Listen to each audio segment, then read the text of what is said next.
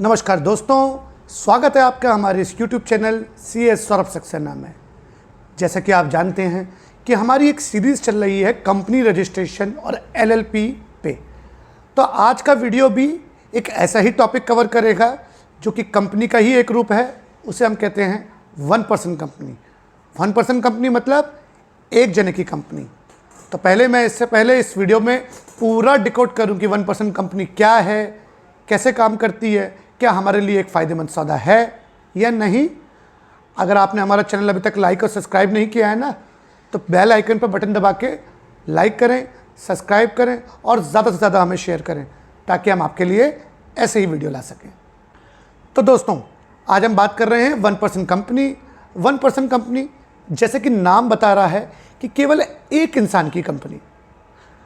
हम लोग जो इंडिविजुअल लोग हैं, ये कोई बिज़नेस करना चाहते हैं, कोई व्यापार करना चाहते हैं, तो हमारे पास विकल्प बहुत कम है। कैसे?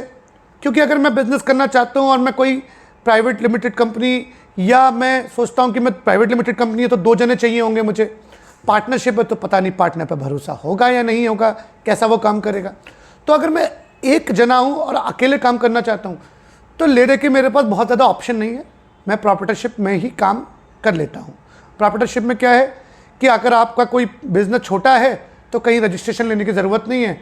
आपने अपनी दुकान खोली, व्यापार किया, पैसा आ गया। थोड़ा सा बड़ा है, GST रजिस्ट्रेशन ले लिया, काम किया, ख़त्म हो गया।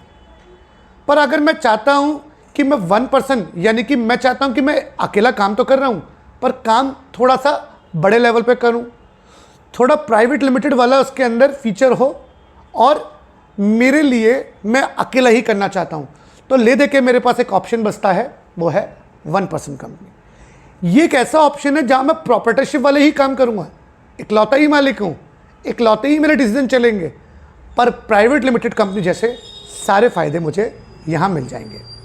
तो जानते हैं कि 1% कंपनी और प्रॉपर्टरशिप में क्या अंतर है। तो सबसे पहला अंतर है ओनरशिप का। 1% कंपनी के अंदर ओनरशिप वो जो एक बंदा जिसने वो कंपनी बनाई है उसी के पास होगी। और अगर मैं प्रॉपर्टरशिप की बात करूं तो जो बंदा प्रॉपराइटर है वही अकेला ओनर होता है अपने बिजनेस का। तो यहाँ पर ये फीचर बराबरी करता है ओनरशिप के एस्पेक्ट से। एस्पेक्ट नंबर 2 है हमारा सेपरेट लीगल एंटिटी। अगर आप देखें कि प्रॉपराइटर ही बिजनेस है और बिजनेस ही प्रॉपराइटर है, और अगर मैं प्रॉपर्टरशिप में बिजनेस करता हूँ तो मेरे पैन कार्ड से ही फर्म का रिटर्न भरा जाता है, यानी कि मेरा पैन कार्ड ही मेरी ओनरशिप का प्रूफ है। जबकि आप देखेंगे कि 1% कंपनी के अंदर कंपनी का पैन कार्ड अलग होगा और मेरा पैन कार्ड अलग होगा। तो लॉ की नज़रों में 1% कंपनी के केस में कंपनी अलग है, लीगल एंटिटी अलग है, और प्रॉपराइटर की लीगल एंटिटी अलग है। उसका अलग पैन कार्ड होगा और इसका अलग पैन कार्ड होगा। पॉइंट नंबर 3 है लिमिटेड लायबिलिटी। ये एक सबसे बड़ा डिफरेंशिएशन का पॉइंट है दोस्तों, और ये ही बता देता है कि क्यों 1% कंपनी एक फ़ायदेमंद सौदा है कंपैरेटिवली टू प्रॉपराइटरशिप। देखिए, अगर आप प्रॉपराइटर हैं और आपसे हो गया व्यापार के अंदर कोई लॉस, तो आप उस लॉस की क्षतिपूर्ति करने के लिए, उस कंपनसेट करने के लिए आपकी जो पर्सनल एस्टेट है, आपका घर, आपकी गाड़ी, आप वहाँ तक जिम्मेदार हैं, क्योंकि लायबिलिटी वॉज अनलिमिटेड। वहीं अगर मैं देखूँ 1% कंपनी में, तो क्योंकि 1% कंपनी का सेपरेट पैन कार्ड है तो आपकी लायबिलिटी लिमिटेड है। लिमिटेड कितनी है कि आपकी जो कंपनी की बैलेंस शीट के अंदर जितनी भी कैपिटल है और जितना भी मुनाफा पड़ा हुआ है, आप केवल और केवल उस हद तक ही लायबल होंगे। अनलेस आपने फ्रॉड ना किया तो आपकी लायबिलिटी केवल व्यापार के प्रॉफिट और व्यापार की कैपिटल तक रह गई। पर्सनल कोई प्रॉपर्टी आपके लगा नहीं सकता है 1% कंपनी में, जबकि प्रॉपर्टरशिप में आपकी लायबिलिटी अनलिमिटेड है। ये एक सबसे बड़ा डिफरेंशिएशन है। लिमिटेड लायबिलिटी, जिम्मेदारियां कम, इसलिए लोग 1% कंपनी को लेना पसंद करते हैं। डिफरेंशिएशन का अगला पॉइंट है रजिस्ट्रेशन। देखिए, अगर आप प्रॉपराइटर हैं और आप चाहते हैं कि मैं अपनी प्रॉपर्टरशिप रजिस्ट्रेशन करूं, तो कोई सेपरेट रजिस्ट्रेशन नहीं है उसका। ज़्यादा से ज़्यादा आप एक MSME का रजिस्ट्रेशन ले लिए। थोड़ा बड़ा बिजनेस है, GST रजिस्ट्रेशन ले लिए। तो रजिस्ट्रेशन कॉस्ट प्रॉपर्टरशिप में बहुत कम है। यही 1% के अंदर क्या है, एक प्राइवेट लिमिटेड कंपनी है एक आदमी की, तो वहाँ पे आपको ROC में रजिस्ट्रेशन कराना होता है। जिसकी लगभग कॉस्ट की बात करूं तो 6-6,500 में कोई भी प्रोफेशनल आपके लिए बना देगा।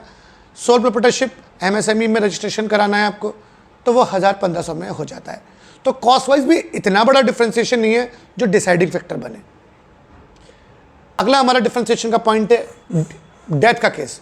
देखिए, प्रोप्राइटर में अगर डेथ का केस हो गया, प्रोप्राइटर मर गया, तो उसका बिजनेस वहीं खत्म।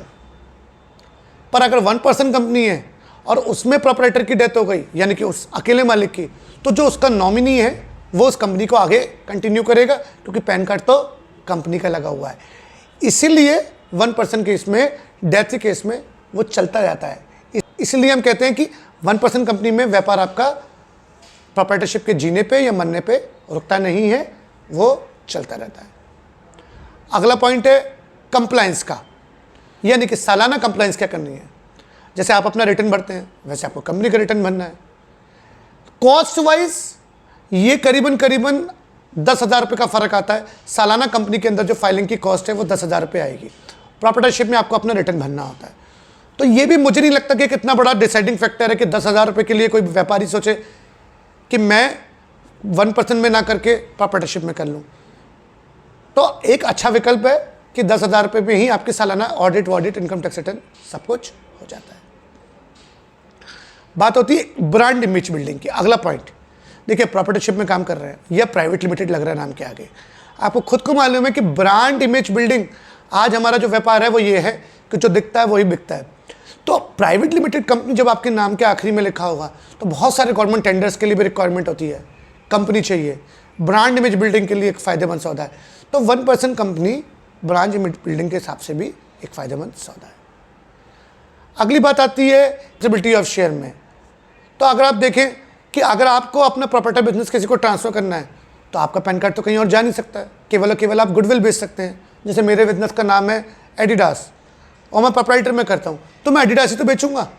पर 1% कंपनी में क्या है कि मैं अपने शेयर अगर किसी और को बेच दूंगा तो मेरी कंपनी भी किसी और को चली जाएगी। यानी कि ट्रांसफरेबिलिटी ऑफ शेयर्स आसान रास्ता है और एक सही तरीका है। और भी बहुत छोटे छोटे पॉइंट हैं, जैसे कि कॉस्ट वाइज और जैसे कि कितने टाइम में बनना, मगर मोटे मोटे तौर पे आपके लिए डिसाइडिंग फैक्टर के लिए जो पॉइंट्स हैं वो मैंने कवर कर दिए कि 1% कंपनी कॉस्ट में एक थोड़ा सा आपका महंगा है, पर आप देखिए फ़ायदे कितने हैं। अगर मैं इसको क्रैक्स करूं, लिमिटेड लाइबिलिटी है आपकी कितने हद तक की लाइबिलिटी है, जितना आपने व्यापार में पैसा लगा रखा है, आसानी से शेयर ट्रांसफ़र हो जाते हैं। In case of death nominee पे शेयर चले जाते हैं। ब्रांड इमेज बिल्डिंग है।